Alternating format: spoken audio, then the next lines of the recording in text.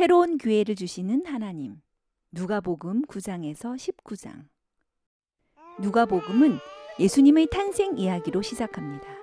그 다음 예수님은 하나님이 기뻐하시는 메시아이며 선지자이심을 말씀하셨습니다.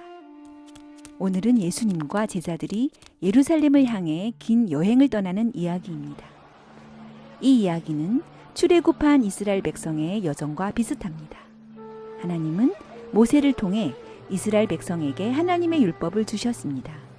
하나님은 다윗을 통해 예루살렘을 중심으로 왕국을 세우셨습니다.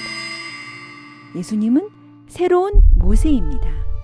모세보다 뛰어난 선지자이십니다.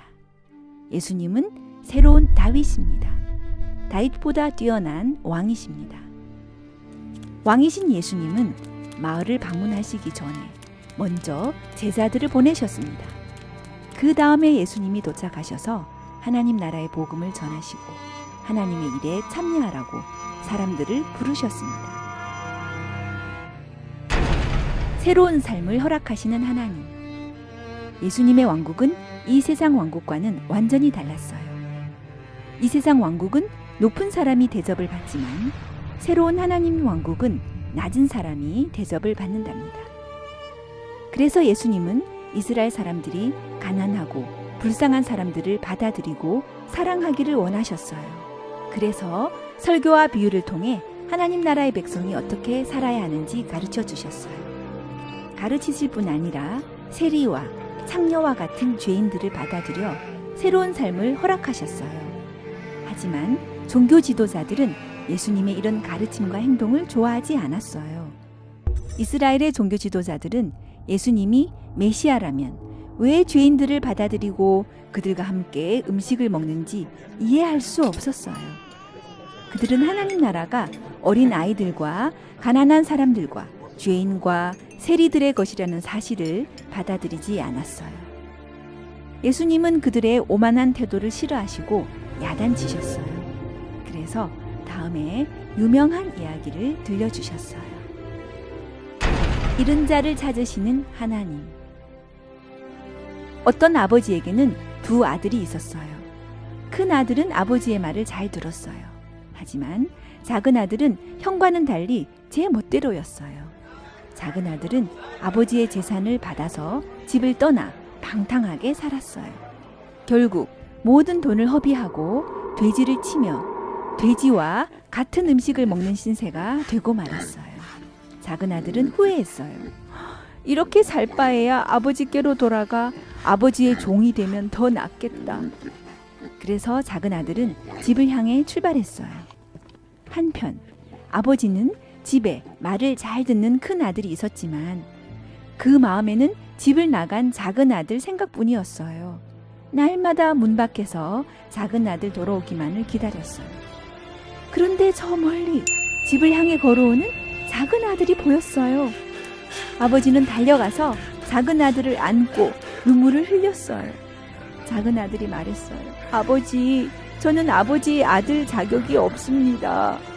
아들이 말을 끝내기도 전에 아버지는 종들을 시켜 작은 아들에게 가장 좋은 옷을 입히고 새 신발을 신기고 손에는 아들임을 상징하는 멋진 반지를 끼워 주었어요.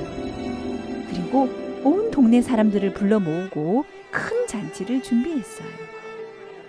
저녁이 되었어요. 온 종일 밭에서 열심히 일하던 큰아들이 돌아왔어요. 재산을 허비하고 집에 돌아온 동생을 위해 아버지가 큰 잔치를 열어주는 장면을 보았어요. 큰아들은 화가 났어요. 그래서 아버지께 화를 냈어요. 아버지, 저는 아버지의 말을 잘 듣고 아버지를 위해 온종일 밭에 나가 일을 합니다.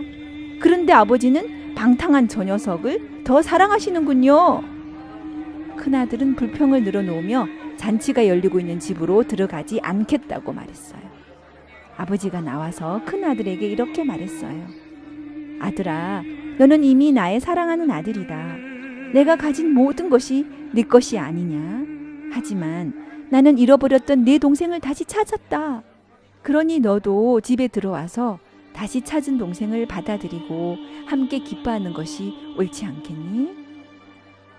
예수님이 말씀하신 큰아들처럼 이스라엘의 종교 지도자들은 하나님 나라에 죄인들이 들어오는 것을 싫어하였어요. 하지만 예수님은 그들도 하나님처럼 죄인들을 용서하고 그들이 새로운 삶을 살도록 도와주기를 원하셨어요. 왜냐하면 하나님은 잃어버린 자를 찾으시는 분이시거든요. 예수님은 죄인들이 새로운 삶을 살도록 도와주시는 분이시거든요. 누구든지 하나님 나라에 들어갈 수 있답니다. 돌아온 작은 아들처럼 자신의 잘못을 인정하고 겸손하게 아버지의 품으로 돌아오면 하나님 아버지는 얼마든지 용서하시고 하나님의 아들, 딸로 삼아주신답니다.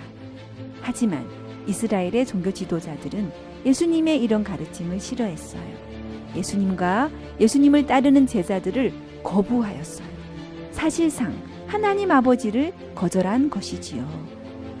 이스라엘의 종교 지도자들은 예수님을 죽일 계략을 세우기 시작했어요.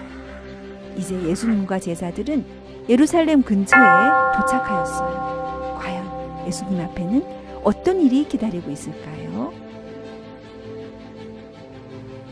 다음 주일까지 19장에서 23장까지 읽어오세요. 그럼 다음 주에 또 만나요. 안녕!